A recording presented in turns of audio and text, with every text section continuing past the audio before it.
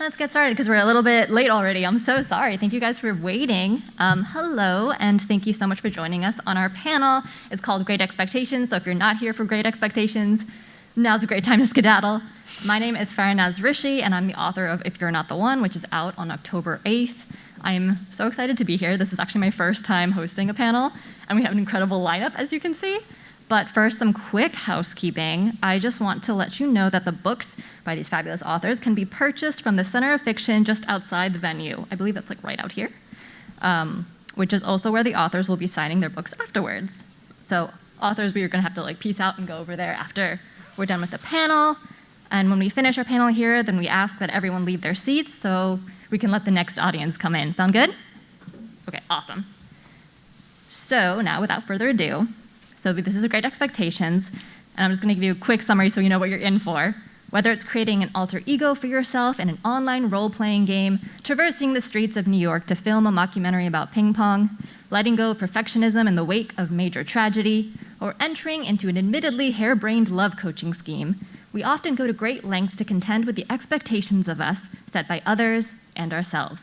This panel deals with how teen characters navigate love, friendship, and coming into one's own in the modern age. Do you all want to just introduce yourselves casually, or do you want me to do a little intro for you guys? How you feeling? Doesn't matter. Just want to do a quick intro? Yeah, let's just talk about the books and where you're from and all that jazz. Hi, I'm Novak, and I'm the author of My Life with the Walter Boys. And my protagonist's name is Jackie Howard, and she is an affluent Manhattanite who is forced to move cross-country after the loss of her family and move to a horse ranch where the family has 12 kids. So. Hi, everyone. My name's Andrew. Thanks, everyone, for coming through the terrible weather. It's nice to see you all. I'm the author of The Ping-Pong Queen of Chinatown, which is told through the eyes of Felix Ma. He's a high school junior. He's dealing with his parents' expectations and trying to prove himself to them after quitting a couple of activities that were sort of meant to be promising for him, like ping pong. And he meets an old friend. It's actually his childhood piano rival, Cassie. They reconnect and develop an intense friendship through making a mockumentary around the streets of Manhattan, Chinatown, and Flushing. And it's like a friendship story. So it made me feel very seen. If you have Asian parents, it's like dark. I'm Alexene Farol Follmuth. I'm feeling many different forms of dampness. I know this is not the panel to talk about it, but whatever.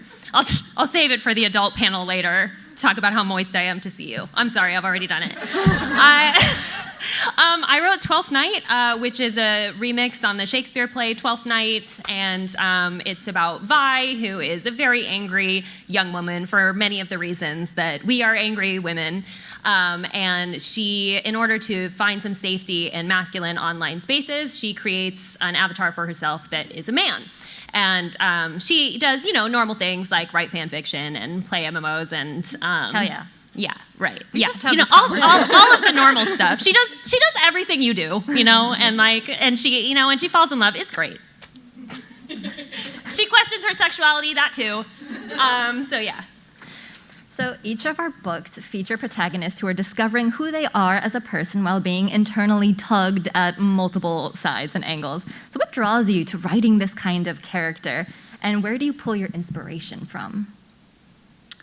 Okay, well, I think that every single person deals with internal struggles and is often tugged in opposing directions, especially at an age when you're still discovering yourself. I think it's a very universal experience, and I think that's an essential element of creating a relatable character. And as a reader, I always find books more memorable and impactful when I can step into the protagonist's shoes. So when I'm writing, it's always a main focal point of mine to make sure I'm creating relatability. But I think in regards to other themes that I'm particularly drawn to that we see in the Walter Boys is I really love family. And I think I'm drawn to that because I had an incredibly close family growing up, And my mom has 4 siblings, my father 5, and we all lived in the same area. So as a child, I was surrounded by aunts and uncles and all my cousins. And it's an experience that is like impossible not to draw inspiration from, so. I mean, that's what I loved so much about your story too, because spoilers, so like close your ears if you don't want to hear a spoiler. But for you, I think Jackie's basically starts off her story having lost her family and now is rediscovering how it feels to fit into a new one and trying to navigate this new space. And I think you did that so well. I had so much fun reading it. Please read it. It's so good. For me, it's all about high school. I think high school is just a very interesting time to revisit. It's the first time you're dealing with a lot of different types of relationships, like dating, and also when your friendships begin to get more and more complicated. I think it's a time when you really start to feel probably your peak self-consciousness in life, as far as thinking that other people are judging you and evaluating you and having that affect how you evaluate yourself. You're also still living with your parents, who are probably the top source of expectations or pressure on you. So there's just all of these different challenges that you are facing while you're still a young person and your brain's not fully developed. So I think when you get to go through it once as your real life, and then at least for me, I just often reflect on that time and think about, I'm always coming to like new understandings of like how I felt about things or what was kind of going on around me. So I like to explore that through writing. And then also, I think my main focus in this book was friendship, because I'm just interested in kind of exploring friendships that I've had after high school, but imagining them through the lens of what it would have been like if they had occurred in high school. So yeah, short answer, high school. I usually write under my adult pseudonym, Olivia Blake, and writing. So I wrote my first YA book, My Mechanical Romance, and that was how I actually got my first traditional publishing deal. And so I was like, I guess I'm a YA author now, even though the majority of my stories were more in the speculative and adult realm. And so when I tried to think of a second plot, I was like, but I've like already healed my inner child. What could I possibly write about now? You know, what do I have to process from my adolescence? And so the character in My Mechanical Romance is very, by necessity in the plot. She just kind of goes with the flow. She's very likable. She falls into engineering, which was important for that sort of fish out of water story. And when I was writing Twelfth Knight, I thought, there are just not enough bitches in media. Like anytime there's a mean or angry or ambitious woman, it's always like there always has to be something where she has to be made more palatable in some way, like she's mean because her sister is dying, or like she's mean because a boy hurt her once, and like I wanted a woman who felt like I felt. It was just like, I'm angry that people don't seem to see me as competent, that people look at me and make assumptions about what I know, or that I should still be like, that I should still crave this wallflower energy when I'm very certain about who I am and what I love.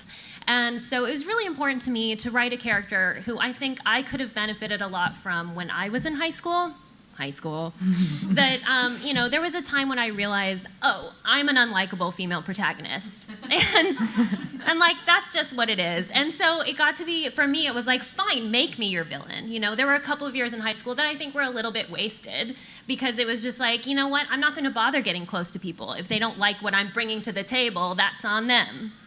And so I wanted to write a story about a girl who felt that way and really cared a lot about the things she did and had a very clear vision of the future and the kind of the things she wanted to achieve, but maybe didn't see the benefit in the softer side of relationships, being vulnerable with someone and realizing that maybe someone will forgive you if you do something, like if there's a conflict. This is a character who does not know what to do with conflict other than just like throw down and bounce. So it was really nice to write that kind of romance and to also have, to me, a truly feminist story is not feminist if it doesn't also showcase a wide spectrum of masculinity. And so to write a jock, for example, who's dealing, well, not for example, Jack Orsino, who is the other character, is a football player who gets injured. And so now his whole reputation is built on his performance and he doesn't know what to do when that gets taken away. So to put these two characters in this forced vulnerable situation and watch them work through it was just it was something that I wish that I had when I was younger. This feeling of especially being a marginalized person in a predominantly white high school as I was. Just difficult to feel othered all the time, but not being able to point at why, or not being, people are like, well, why are you upset? And there's no single reason. So to just have the experience of like, I'm very angry and there is not a way for me to express that. And then to also have a love story. There's like, we get to just kind of set our burdens down and rest and be ourselves, and that there are relationships that are worth fighting for. I love that. So we kind of touched on like themes that we're drawn to and different places where we get inspiration from, but for this particular book, was there something that you did differently while you were writing it compared to, say, all the others? Or any of your other writing, this is your debut? Do you want to start with Alexene? Oh, sure. Yeah, well, I wrote this. This is my pandemic book, and I was also pregnant, and there were like 3 brain cells rattling around. Like this was just blood out of a stone, or whatever the phrase is. This is the hardest book I've ever written, and for several months, potentially a year after I wrote it, I could not remember what happened in it. I do know now. I've been through edit several times, so now I do know what happens in the plot. But it was very difficult because it was my pandemic book and we couldn't go anywhere, and it was this feeling of like, I want to write something that feels nostalgic and feels like I wanted to write something that gave me the same feeling as 10 Things I Hate About You. And and the obvious comparison is She's the Man, but I didn't want to stick too close to the source beats and stuff. So yeah, 10 Things I Hate About You was very much the thing that was like, I watched that movie so many times just clinging to the last shreds of my sanity. And so the book that I wrote, I hope, has like the same feeling as that. I've been there. Also, yes, she's the man. Yes. For me, this book was also a pandemic book. I think compared to my first book, which was a reality TV concept that it's more inspired by classic high school movies like Mean Girls and Heathers. So topics that are not really that personal to me. This book was a lot more based on my own experiences and digging especially into some painful memories. So in my book, the main character, Felix, he develops this intense friendship with this girl, Cassie, but as their friendship develops, he does something hurtful to her that causes a rift in their friendship, and the rest of the book is kind of him figuring out how to heal and grow as a person to make it right, or make right what he's done. So for that, I think I had to draw on more painful experiences and kind of write through a couple of them, which was difficult for sure. It took a lot of iteration and also some just pulling back and trying to test a few different approaches, different types of combinations of scenes. So it was much more of like an iterative process than the reality TV book that I mentioned. It was kind of just write it out as fast as I can and like watch reality TV and just kind of draw inspiration from that. It wasn't as difficult to work through. So, do you have a background in film production? Is that why? Because I really wanted to watch the movie that was in the book, the documentary. I wanted to see it. I don't have like a professional background, but I do this thing called, I don't know if anyone else does this, but there's this app called 1 Second Every Day where you take a 1-second video every day and you stitch it together at the end of the year to make like a 5-6 minute video so cool. summarizing your year. Yeah, some people shout out 1 Second Every Day. And then I also make little trip videos every time I go on a trip. So yeah, just like as a hobbyist. But the app needs to pay you. What's that? The app needs to pay you for your endorsement. Yeah, seriously. So The Walter Boys was not a pandemic book for me. I wrote The Walter Boys when I was 15, so that was 17 years ago. And I think what was different about this book for me was it was the book that made me fall in love with writing. And the reason that is because I posted it on Wattpad. And for those of you who are writers, you know that writing can be a very solitary experience. But when you're posting fiction online, it turns into something that is social and interactive. So I would post a chapter of the Walter Boys, and within 24 hours, sometimes I would have 500 plus comments from readers all over the world telling me, what they liked about the chapter and, guessing what was coming next. And for an aspiring writer, that was the most motivational thing that could have ever happened to me. And writing books has never been the same since. It's definitely a different process now that I'm not writing online. Did the comments change the trajectory of your writing, or was it just that it fueled you? Because really? Because whenever I was so little, I didn't know anything about writing. I didn't know plotting. I was literally writing for the fun of it. It was the journey that's what I enjoyed about it. But if people were commenting oh, this is what's going to happen, I'm like, no, it's not. You're wrong. I was just going to say that about fan fiction. Yeah, because it's the same. It's that living communal thing. Yeah, and totally all of the time changed where the story was going because people would guess exactly where it was going. I'm like, nope, that's not going to happen anymore. So you had to throw them off the scent, basically. Yes. Right. So let's get into Great Expectations. In what ways does your character's journey challenge the expectations that are placed on them or their identity, whether it be their gender, race, ethics, or personal background? So basically, what kind of societal norms or expectations are they pushing against, and how does this shape your character's growth? A good example is Vi. I think she's a one-woman army, I think you mentioned before, against misogyny, and she's not afraid to call it out, which probably puts a little bit of a chip on her shoulder, understandably so. What kind of societal norms are they pushing against?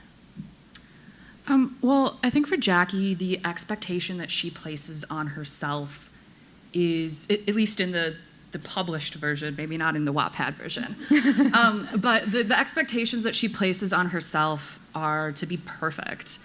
And a big part of that stems from her personal background. She grows up in the upper echelon of New York, and she comes from a family of very successful high performers. So as a result, she places a ton of pressure on herself. She's very single-minded about getting good grades and building up her college application so she can get into the same school as her father and follow in his footsteps. But when she has to move to Colorado, she's displaced into this rural working class community that has a different set of values than her. The Walters are very focused on family, and although they're hardworking like she is, they also know how to have a good time. They're all about fun, and Jackie doesn't know how to let herself relax. So she really has to learn that it's okay to not be perfect all the time. And the Walters, their spontaneity, that really helps her. And I wouldn't necessarily say that any of Jackie's experience is based on my own experience. I didn't grow up in New York. I grew up in the suburbs. And a lot of her background is based on a very popular YA teen TV show that was airing at the time. So if you're reading the book, I think you'll be able to tell that her background really comes from the scandalous lives of Manhattan's elite. So, yeah. Andrew, what about you? Sure. What about poor Felix? What's that? Poor Felix. For Felix, I think the first thing that comes to mind for that question is how to have a friendship with a girl. I think for high school boys, a lot of times you can get to that point in life and still not had a close friendship with a girl. And it's easy to have friendships with boys. There's lots of expectations and kind of societal, cultural examples of that. Or it just comes naturally, you're just chilling with the boys. Whereas there's not maybe as many expectations or cultural examples of a boy being friends with a girl. So I think him figuring out what that friendship is going to look like, what the right boundaries are, that's kind of one area where maybe not having a set of expectations to work off of is a challenge. But the other one is definitely the expectations that his parents place on him. So a big part of the story is his parents wanting him to get into a good college, and the way their approach to it is basically having him try to have some activity that's going to really stand out. So initially it's playing piano, and then eventually it's trying to be like an Olympic level ping pong player, both of which kind of crash out and don't work out. So he's dealing with this implicit expectation that he has to kind of turn himself into like a champion of some kind of activity. And he wants to do this to some extent to prove to his parents that he's capable of doing it. But also, you know, it's a lot, obviously, to ask a high schooler to just manufacture yourself into, you know, an incredible performer at something. So that's probably the other area. Were you drawing from your own experience? I would some of it. Definitely in high school. I mean, the whole experience with my parents was just built around like definitely, yeah, getting into college and excelling academically. They definitely didn't take the extreme approach that Felix's parents do, where they hire this admissions coach who's basically consistently trying to tell Felix that, hey, you have to like actually manufacture and build this whole narrative of yourself around some activity. Yeah, Felix's parents were stressing me out as I was reading it. Yeah. Brought back to being a kid again. Oh god. Well, and it was the sense that like, oh no, I've been here. Like when he has the lychee pit, and then he's like, where should I put this? And the mom was like, just give it to me. Like my mom would absolutely do that. And then she'd just hold it, and I'm just like, why are you doing everything for me? It's so stressful. Anyway, sorry. That's fine. Like I told you, my inner child is healed. So Twelfth Knight. In the beginning of Twelfth Knight, there is immediately a conflict between Vi and her friend, which is they're playing what is this? Okay, there are a lot of thinly veiled references in Twelfth Knight, and one of them is to what is essentially Dungeons and Dragons, as well as what is basically Star Wars and what is basically Game of Thrones. I don't think you'll miss it, but so her Dungeons and Dragons group, what did I call it? Conquest. Her Conquest group, they have shot down this idea. She wrote this whole like campaign for her group to do over the summer. They shoot it down immediately because it's like they're just not there. It's a group of boys who have no respect for her ideas. And you know, part of the point of this story is to say like this, you know, not all men, but not all men, blah blah blah. But you know, it's just like this one group that you're in is not the right place to feel connected and stuff. So when she leaves, she has this big blowout with her friends that don't want to do her idea, and then some guy is like, well, I stuck up for you, so you should go on a date with me, which like I think has happened to all of us at some point. There's just like, well, you know, I was nice to you. I didn't call you a bitch behind your back, so like what gives? And she and her female best friend have an argument about how she should have handled that situation. So her friend is like, well, you just have to be nice. Like, in order to keep the peace, you sometimes just have to be nice. And I think that's something that, like, my mom always said, my grandma always said. It was always like, why aren't you smiling? You're so much prettier when you smile, you know? And so Vi she feels especially upset by this because this is someone who's supposed to be in the trenches with her. You know, this is her friend who also loves fan fiction but gets called a fascist on Stan Twitter, and her friend who like, you know, gets like dick pics in her DMs and in her in the chat and the game they play and stuff. And so she's like, why would you ever think that the solution is to be nicer? Why would you think that the solution is me and me changing how I behave? And so that's the initial starting conflict. That is just, well, how do you address the world when everything that you're angry about, you have every reason to be angry about, but your anger is not solving anything? And then we get Jack, and Jack is half black. He's based very strongly on my best friend in high school. I appreciated this as well. Sorry to just be like, I loved your book, but cool, you know, cool. Love it. But you know, I appreciated the platonic friendship is great. I made it romantic in this book, but my friend and I are actually just friends. And Harry said it couldn't be done. And so Jack is half black at a predominantly white high school, and he is the kind of person who does have to always be performing. He always has to be, like, his way of dealing with the world, his coping mechanism is, well, if I'm always like playing the part, if I'm always Mr. Cool Guy and I'm Mr. Popular, no one can ever have a problem with me. And so these two characters don't know how to deal with their anger. They don't have a safe way to do it. And they bond in a way over the fact that that anger, there are only some people can be undignified in their anger. And it's basically like, you know, Brett Kavanaugh like yelling at his whatever, what do you call that, confirmation trial, you know? Like, a lot of this is inspired by me watching that and just be like, okay, so if you look like that, you can just yell and talk about beer and you still get to be a Supreme Court justice, and you cannot make any missteps, or it just doesn't matter. And so I think I was taking this into these two characters who are trying to exist with a variety of different things working against them. And she's like, well, how do you do it? How do you go through the world when you know people are going to look at you and assign a certain level of competency to you and assign a certain, like, there will be expectations for your behavior at all times. And, you know, unfortunately, I don't know how to solve that. But at least in a YA book, I can say the important thing is to find the community where you are accepted. That even though there are so many people in the world who want you to fail, it is more important to surround yourself with people who want you to succeed, because they will always exist. Love that.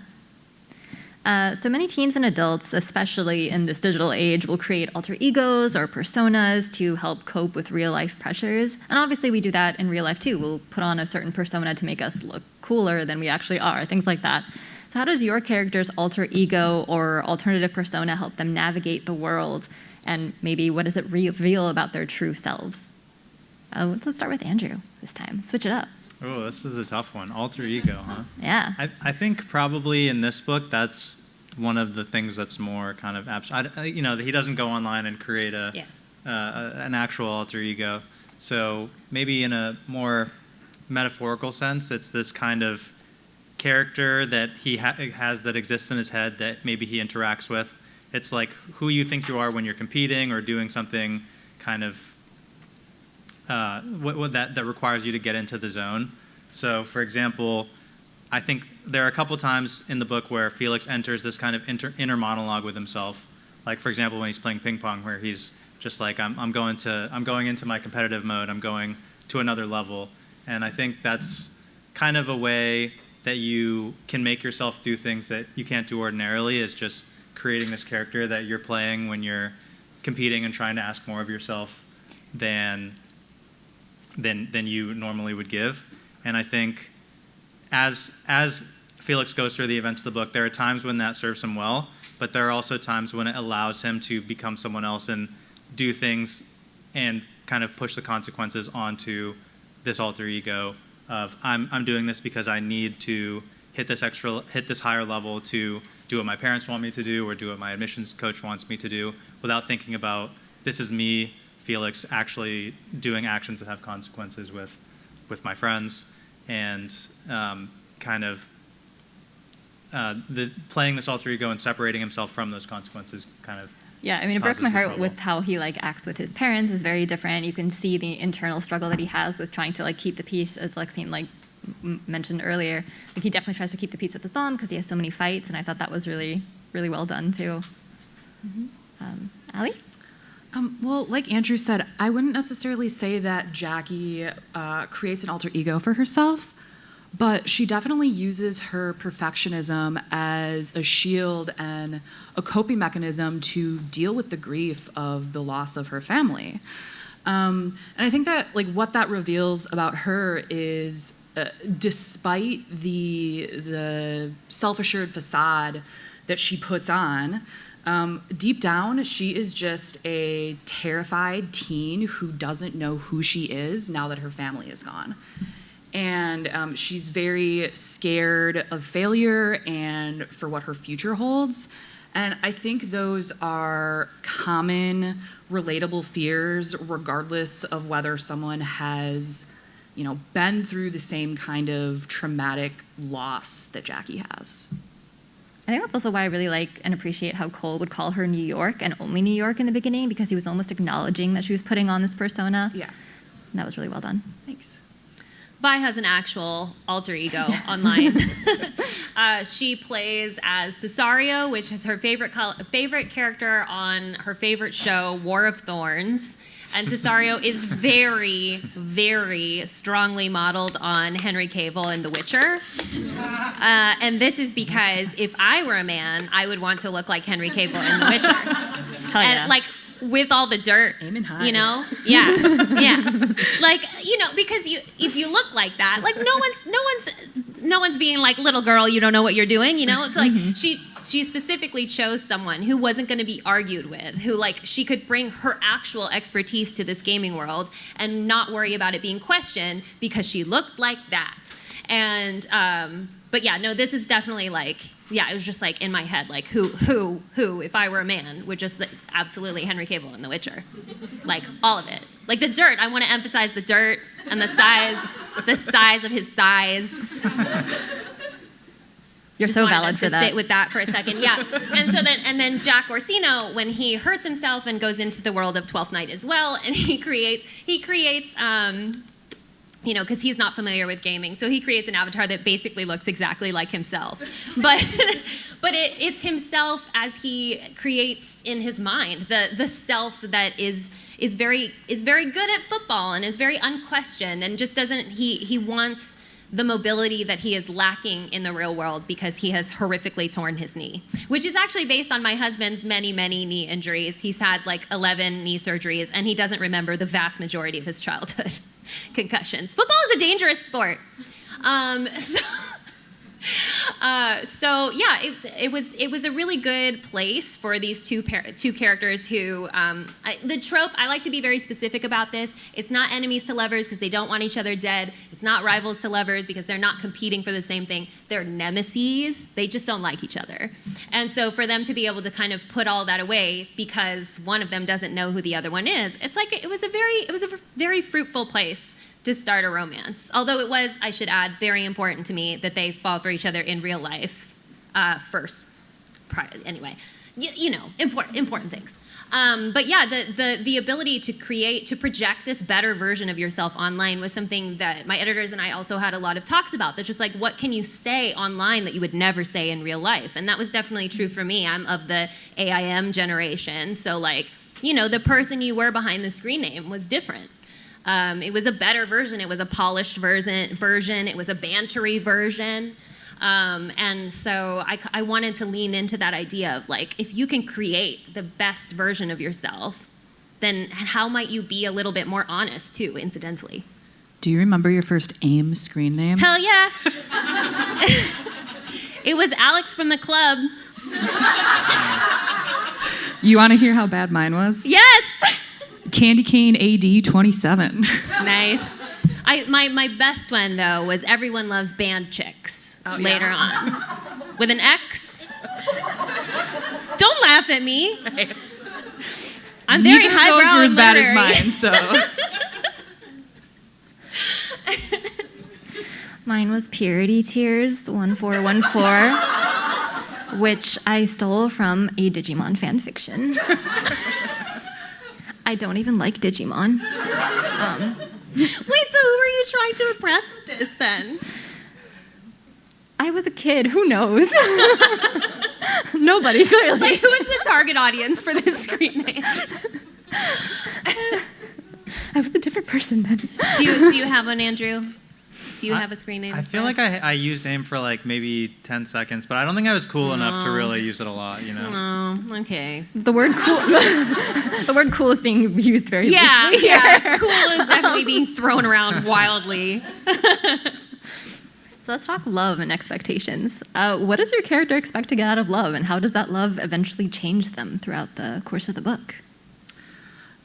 Well, at the start of the book, Jackie isn't interested in a relationship. She even states in the prologue that she is not looking for romantic love. She doesn't have time for it. She is too busy striving for perfection. And she's doing that because she feels like it is, you know, like if she is successful, she can then gain the attention of her too busy parents. So she becomes very regimented. Her to-do lists have to-do lists. And again, she doesn't know how to let go and have fun. She almost views success as a currency for affection. And the Walters are very different. They love very freely. So as she gets to know the family and falls for Cole, they really show her that it is okay to loosen the reins, so to speak, because their affection doesn't need to be earned, quite like how she was used to with her family. For Felix, when he meets Cassie, she reminds him of kind of his former self, he grew up in Flushing, in Flushing, New York, and has a lot of very nostalgic memories of what his life was like at that time before his family moved to the suburbs. And he associates his move to the suburbs with more of his recent kind of failures or disappointments with his parents, where he quit ping pong or quit piano. So when he meets Cassie, he feels very drawn to her because she's kind of the vision of what his life could have been like if he'd stayed in Flushing and kept on being the person that she has become, like very confident, very outgoing, and very, just has this kind of quality about her that seems to allow her to be successful at things, even though he sort of feels that she shouldn't be able to be that successful. So he's very kind of pulled into this friendship and wants to spend more and more time with her. And that's kind of what he's initially seeking from this relationship, but over time kind of realizes that this is kind of making him see her not as she is, but as this idealized version of like a really cool person that he sort of thinks that he himself once could have been. So over the course of the book, it's more learning how to manage those feelings and see her as kind of the whole complex person that she fully is, and have more of a two-sided friendship rather than one based around basically thinking that this other person is really amazing and wanting to just be around them without really getting to know them on a deeper level. I want to start with Jack, because I feel that media has mainly misled us into thinking that men are always very reserved with their affection. You know, like the he's just not that into you comes to mind. And I have never known that to be true. Like I don't mean to be like, whenever a man is in love with me, but like men become stupid in love in my experience. Like, you know, when a guy is really into you, he is just all over the place, you know, like you could just see a man like lose it. And so I wanted to do that with Jack. I wanted to have a character who was unapologetically romantic. In the beginning of the book, he's trying to repair his relationship with his girlfriend. Part of that is because it is Twelfth Knight, and Duke Orsino is trying to be with Olivia.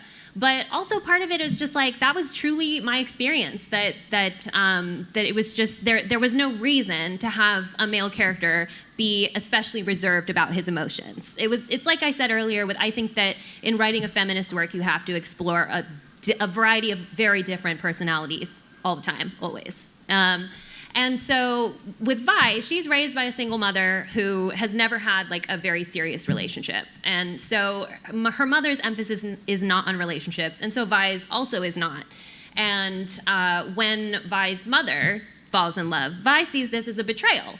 That Vi is like, no, you taught me to be a woman who takes no shit, who's all about, you know, moving forward in their career, who's not worried about romantic love, and now you've just become this weird, gooey version of yourself that I don't recognize. And for a long time, this is a conflict between her and her mom, that she just doesn't really have a good example of love. The way that she has come to view love is as the fairy tale type of love that makes you a weaker version of yourself, that's what she thinks marriage is, that's what she thinks especially straight relationships are. And so that was something that was really fun for me to do. There's actually a conversation between the two characters where she's like, oh, you're such a romantic, and Jack is like, hell yeah, I'm a romance king. Like, I'm actively trying to get my girlfriend back. So that was a fun dynamic to sort of subvert a little bit, and actually rings a little bit truer to me. I think it's very frustrating when I think as women we're meant to expect that like a boy has to give you signs, like you have to look for signs that he likes you. He's never just going to show it, which is crazy because they can't stop talking about it once they have them. So yeah. Anyway, again, not all men. Okay, I think we have time for maybe like one more question before we open it up to the audience. Does that sound good? Sick. Okay, how did the story change as you wrote it? Are there any big things you deleted or wished you could have included but couldn't? Now that you kind of already touched on this question. Yeah. And if there was any bonus material, like your editor calls you and says, you got to write an extra couple scenes, what would you write? Well, I think there is... writing serialized fiction is a different beast than traditional publishing. I think it's more similar to like TV writing. Yes, the format is much more like TV because you almost have to, like at the end of each chapter, you have to have something that, whether it's like a kiss or a dramatic reveal or a cliffhanger, to pull your readers back in. And that creates a much more dramatic form of storytelling. So there was so much from the original version of the Walter Boys that kind of hit the floor, like was cut. It was just too much. I think my favorite change that I made was in the original version, all 12 of the Walter Boys, or all 12 of the kids are boys. And my editor really liked that, but she goes, "Is that really realistic?" And I, which is totally fair. So Parker becomes a boy, or is a boy originally, and becomes a girl for the traditionally published version.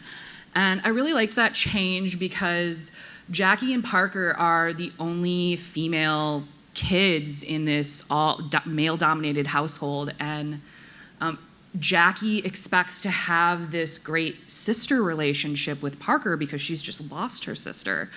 But Parker is not interested at all. She's used to all of her brothers. So it creates a lot of good tension. And then in the end, when it's resolved, they have this really beautiful moment. So she goes from a character that is just a name, hardly mentioned, doesn't have any scenes, to one of my favorite characters just because of her relationship with Jackie. I love how the relationship develops. It's so good. The original Twelfth Knight was like 120,000 words, which, if you're not familiar with word counts, is way too many for a YA manuscript. And so I had to do some pretty substantial cuts. I'm used to writing with fantasy word counts, so I just kind of kept going. We ended up cutting an entire storyline, which is that Vi's grandmother was a more significant character at the time. I also I don't know, sometimes when I'm writing, I can't shake that starvation mindset of what if this is my last chance to tell this story? Or what if this is my last chance to do this thing?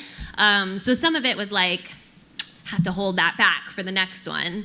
But some of the Lola's scenes were they were so good. It was a shame to cut her.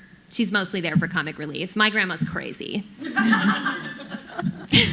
It's a universal Filipino experience. Yeah, I think for this project, the main thing that changed a lot was figuring out exactly where to leave the friendship at the end of the book. Because in the middle of the book, there's kind of a rupture and a healing process afterwards. There definitely needed to be some level of restoring the friendship and having it continue to exist going forward. But then, since they're high schoolers and they're moving off to college, and realistically they're going to be separated by time and space, and also I think if it was a regular romance novel, you would still have it end with we're back together, even though we are high schoolers, we're presumably just going to be together forever now.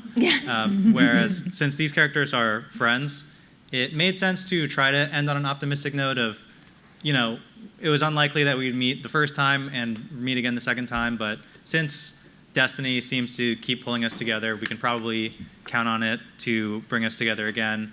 And when we do, we'll still be friends. And yeah, it was just kind of in previous drafts there were sort of more darker endings where they're yeah, we're probably not really gonna see each other again, but that was kind of the medium Deuces, it's been real. Yeah. On that note, I think we'll wrap it up here. Thank you so much for being here. This was so much fun. Let's have a round of applause for our amazing panelists. Thank you for the excellent moderation. Oh, thank you.